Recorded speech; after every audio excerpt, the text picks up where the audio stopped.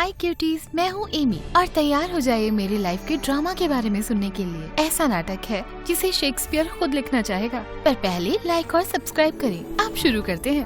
वो perfect families पता है, जिसमें डैड एक मुस्कुराते हुए अमीर बिजनेसमैन होते हैं और मॉम होती है एक प्यारी सी हाउसवाइफ जो अपने दो गोरे गोरे प्यारे प्यारे बच्चों के लिए सब करती है। मुझे भी नहीं। जब से मुझे याद है मेरी जिंदगी में थी बस मैं और मेरी मॉम मार्गो। मेरी मॉम मुझसे प्यार करती थी, लेकिन जहाँ तक मेरे डैड की बात है, उन्होंने उनकी हर निशानी को मिटा दिया और ये काफी अच्छे से किया। मॉम, मैं सोच रही थी अगर मेरे डैड। कौन से डैड? तुम चॉकलेट खाओ। मॉम के साथ हमेशा ऐसा ही था। ये टॉफी का बैग लो, ये मोजे में भरी चॉकलेट लो, वो देखो वो मार्शमैलो नानी टेरेसा जैसा लगता है। तो डैड के बारे में तो कुछ नहीं पता चला, पर मेरा वजन बहुत बढ़ गया। धीरे धीरे मैंने पूछना ही बंद कर दिया। मेरी माँ भी समझ गई कि मेरे साथ कुछ तो गड़बड़ है। जब मैं बाहर बच्चों के साथ खेलने की जगह अपने कमरे में अकेले बैठकर किताबें पढ़ना पसंद करती थी, शायद उन्हें लगने लगा कि मुझे एक पिता की जरूरत है। और ये सही भी था, तो उन्होंने फैसला किया एक लाने का। बदकिस्मती से उनकी डेटिंग लाइफ इतनी बकवास थी कि क्यूपिड को भी लगा होगा रिटायरमेंट ले लेते हैं। अरे सच में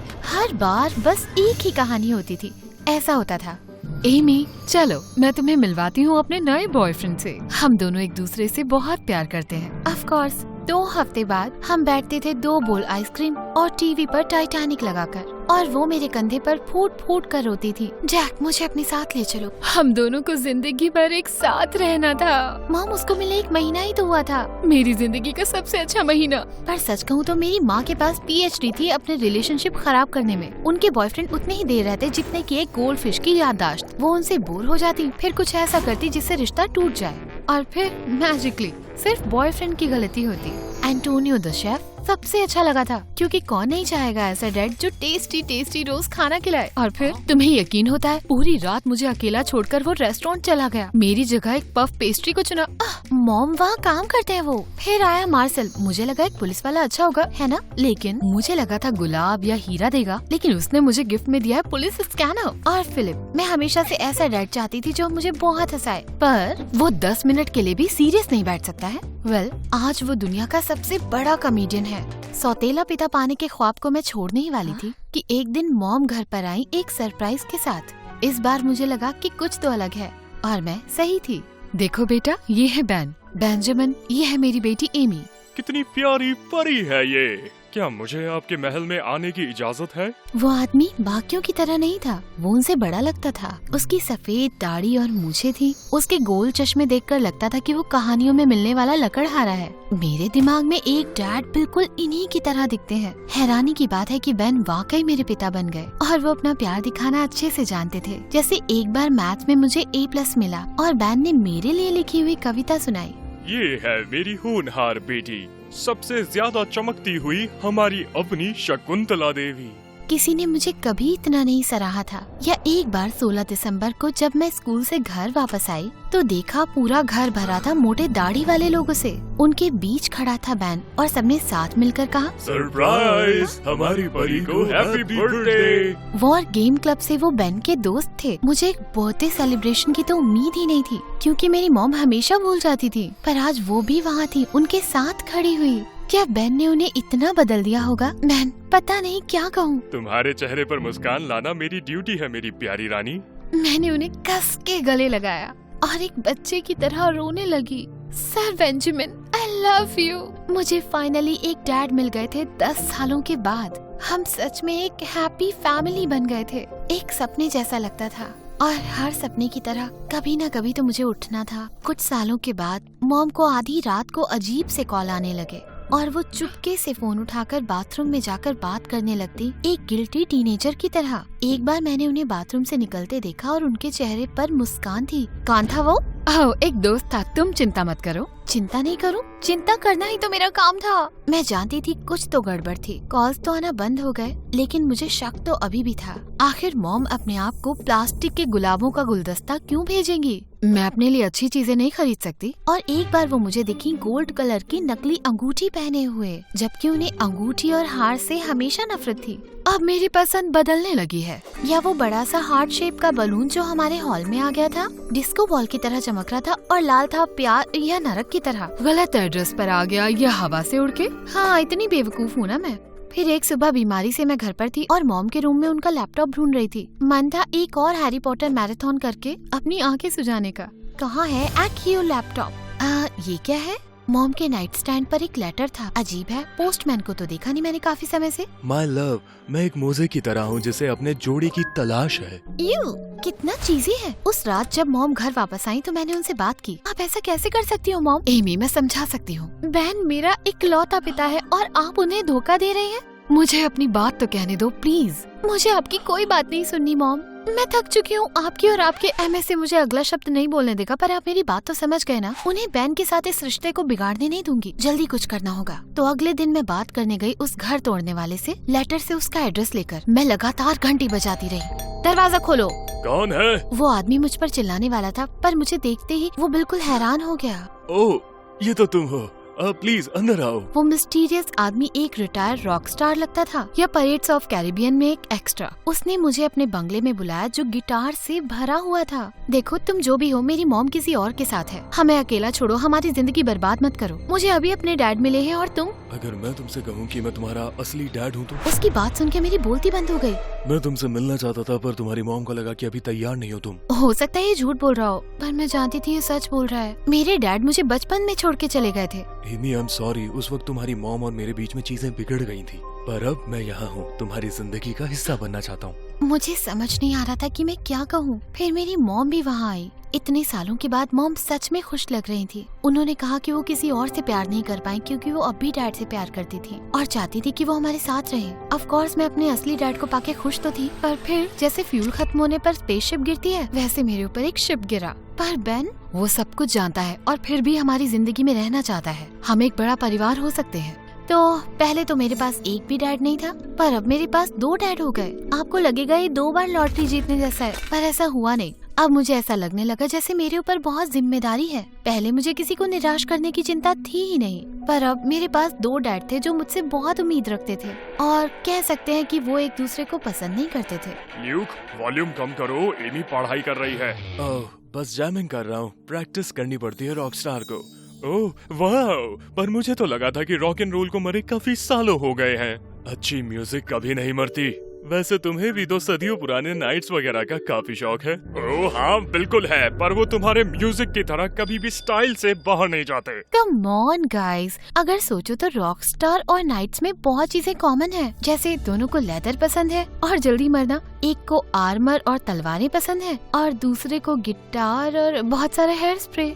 मुझे लगा मेरी बातें एकदम सही थी, पर जल्दी ही चीजें और भी बिगड़ गई। एक दिन वो मुझे पिकअप करना भूल गए और तूफान में मुझे चल के घर आना पड़ा। जब बैन ने मुझे देखा वो तो पागल हो गया।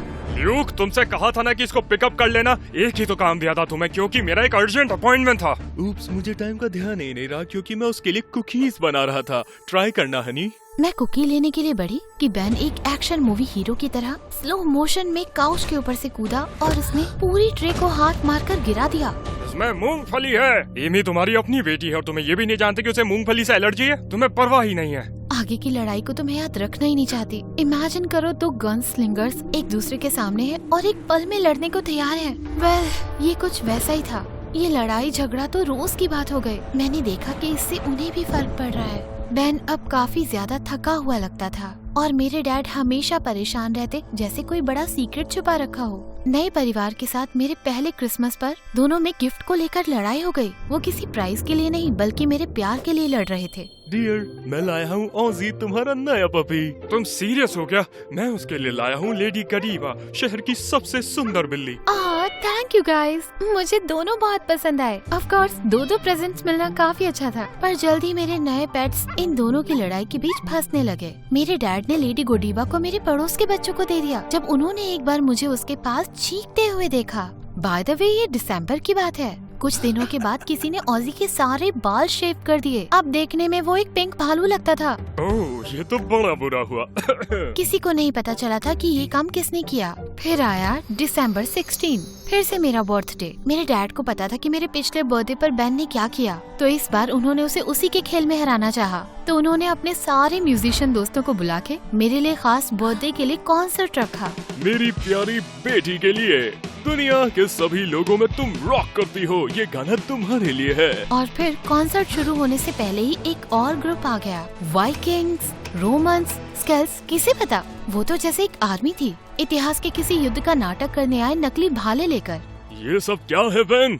शांति का भी समय होता है लूक, और युद्ध का भी। लोगों तैयार हो जाओ। किसी ने युद्ध की बिगुल बजाई और अचानक मेरा बर्थडे एवेंजर्स एंड गेम का फाइनल बैटल बन गया। पर यहाँ एलियंस और सुपर हीरोज नहीं, बल्कि कॉस्प्ले करने वाले लोग और बूढ़े म्यूजिशियंस लड़ रहे थे, जिन्हें एक्सेप्ट नहीं करना था कि समय बीत चुका है। सदी की सबसे बड़ी लड़ाई थी ये। कुछ देर ये बैटल देखने के बाद मैंने सोचा घर जाकर कैंडल बुझाती हूँ और अपना केक खाती हूँ। पर वहाँ मिली मुझे अपनी परफेक्ट फैमिली जोर जोर से लड़ते हुए। तुम यहाँ कर क्या रहे हो डूड? एमी के पास उसके असली डैड हैं, उसे तुम्हारी जरूरत नहीं है। ये पूरी अंकल वाली सिचुएशन बहुत अजीब है। ये तो सच है, लोगों को समझाने में काफी दिक्कत होती है। जो कहना है कहो, लेकिन मैं उसका पिता तुमसे ज्यादा रहा हूँ। वेल, उसकी ये बात भी सही है। उसका पिता एक हिस्ट्री नर्ड विली वोंका की मूंछों वाला। तुम मजाक कर रहे हो? मुझे नहीं लगता विली वोंका की मूंछें हैं। मेरी माँ सच में किसी का बीच बचाव करना जानती ही नहीं थी। अच्छा, तो क्यों ना हम उसी से पूछ लें? अरे नहीं। हाँ, वो इतनी बड़ी हो चुकी है कि वो अपना डैड चुन ले। नहीं, मैं नहीं हुई हूँ। मॉम, तुम मेरी आखिरी उम्मीद हो, प्लीज इस पागलपन को बंद करो। शायद यही ठीक होगा। किसी काम की नहीं है मेरी मॉम। ऐसे चलेगा ये? अपनी जिम्मेदारियाँ आप मेरे कंधों पर डालोगे? आपको समझ नहीं आता क्या? मुझे आप दोनों की जरूरत है। पर अगर आपसे ये हैंडल नहीं होता तो आप दोनों ही चले जाओ, मुझे नहीं चुनना है। मैं तो जाने के लिए तैयार ही थी, पर मेरे डैड ने तभी कुछ अजीब सा कहा। खुश हो गए ना बेन? ये था तुम्हारा मास्टर प्लान। पहले तुमने मुझे ढूंढा, अपनी कॉस्प्ले पार्टीज में मुझे बुलाया और मुझे एहसास दिलाया कि मुझे मार्गो के साथ वापस होना चाहिए। पर अगर तुम मुझे यहाँ नहीं चाहते थे तो तुमने ये सब क्यों किया? ये सुनकर सब लोग बैन की तरफ देखने लगे। मैं भी, ये सब क्या था? तुम बिल्कुल सही हो लूक, मुझे यहाँ नहीं होना चाहिए। Amy, I am sorry. और चीजों को बीच में ही छोड़कर बैन चला गया। आखिर चल क्या रहा है? मैं बैन के पीछे पीछे गई। वो पार्क पहुँचा था और थक के हाँफ रहा था। ये ठीक नहीं लग रहा। अचानक बैन बेहोश हो गया। बैन, क्या चल रहा है? तुम ठीक हो बैन? हम उसे हॉस्पिटल ले गए और कुछ घंटों बाद उसे होश आया। शायद मेरा प्लान इतना अच्छे से नहीं गया जितना मैंने सोचा था। आपने ये सब क्यों किया बैन? मेरा दिल टूट रहा है एमी, सच में।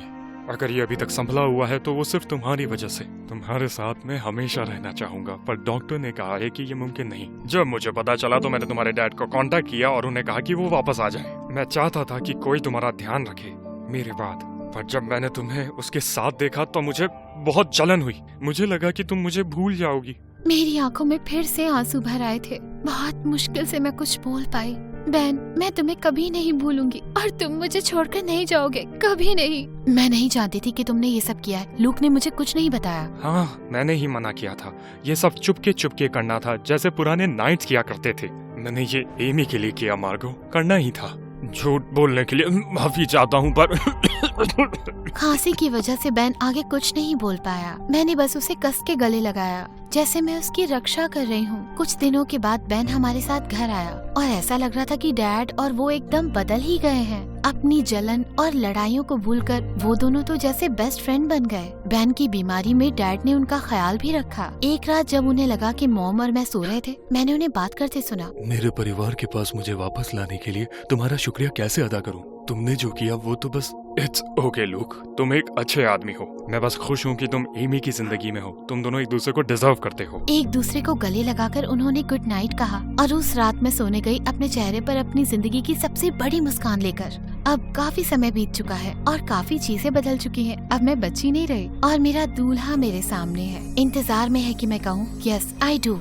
मॉम और डैड मेरे साथ हैं, दोनों साथ में खुश हैं और मुस्कुरा रहे हैं। और भले ही मैं तुम्हें देख नहीं सकती हूँ बैन, मैं जानती हूँ कि तुम भी यहाँ हो, चुपचाप बैठे हुए हो इस प्यारे से चर्च की एक कुर्सी पर और मुझे देख रहे हो अपनी शांति भरी आँखों से। तुम मेरे लिए उतने ही असली हो जितने की ये तुम्हारी फोटो, जो मैंने अपने गले के लॉकेट में अपने दिल के पास रखी है। जैसा मैंने वादा किया था, मैं तुम्हें भूली नहीं बैन। तुमने जो भी मेरे लिए किया, अपनी सिली पोयम सुनाना, मेरे जूते बांधना, तुम हमेशा मेरे साथ रहोगे, हमेशा मेरा गार्डियन एंजल बनके। और मैं एमी, तुम्हारी फेयर मेडन।